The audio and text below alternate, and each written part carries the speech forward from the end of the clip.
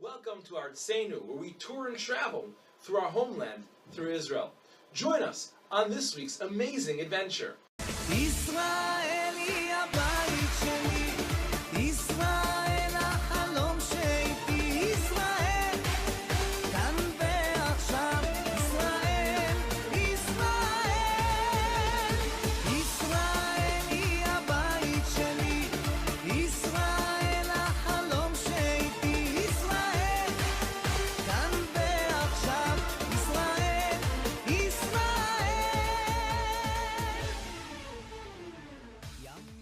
So this is an active archaeological dig. Archaeology is the art of digging down, sifting through, and finding any history that was left behind.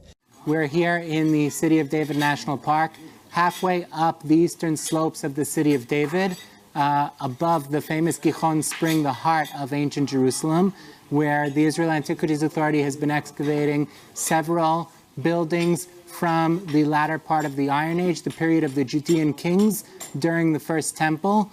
In my hand, I'm holding small pieces of boule, basically small pieces of clay, which were stamped with a seal in order to seal documents or containers which held products which arrived in Jerusalem, and when arrived and opened, the seal was then broken.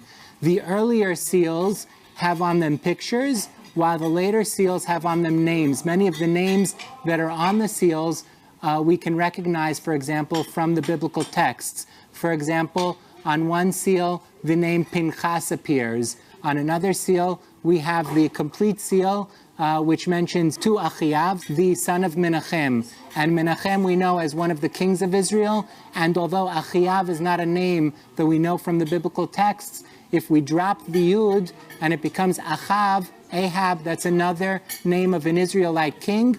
And since we're talking about the period after the destruction of the kingdom of Israel, it's possible that this indirectly refers to Israelite refugees who were named after the kings, who later arrived in Judah searching for a place to live after the destruction of the kingdom of Israel.